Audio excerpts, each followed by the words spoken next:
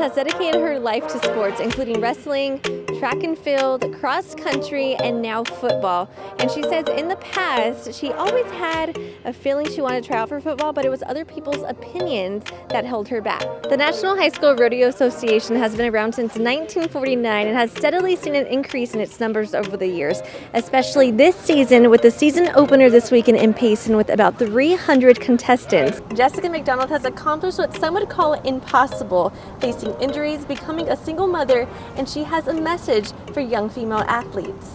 So just the 1, 2, 3, 4, I declare the more. Oh no! 3, 4, 5, 6, 7, 8. One of them being vegan, right? Yes. So Chase Field, I don't know if you've seen this. They're selling a Royal Rumble burger. Have you seen this thing? I was born with mild cerebral palsy, and it's really affected me all throughout my life.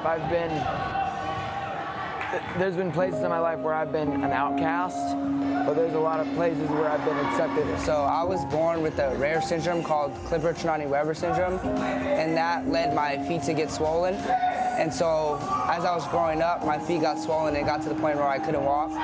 So my parents decided to amputate my feet at the age of 2. 8 years old, I was diagnosed with a rare form of muscular dystrophy. And essentially, I've been using a chair part-time since I was about 9 years old and then full-time as a teenager. All different stories, all different disabilities, but what bonds each of them is the family and acceptance they found within the game of wheelchair basketball. When you're a kid, you don't want to be different, whether you have a disability or not.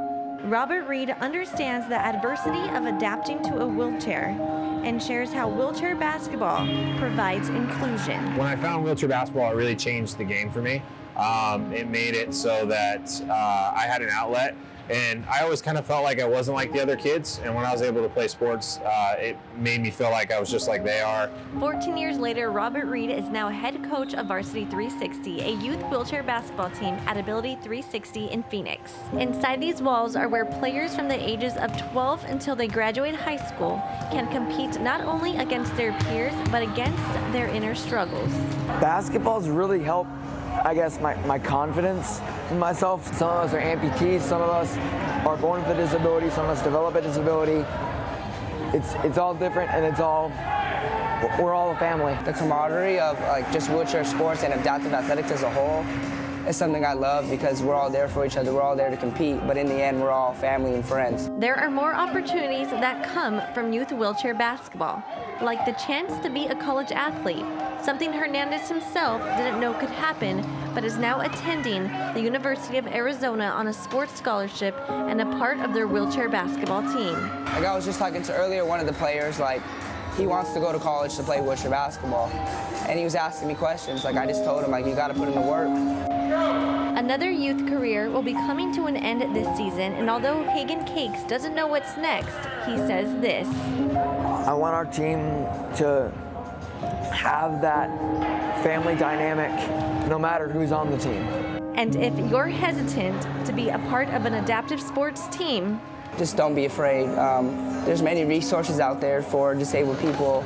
I know Ability 360 is here to help you.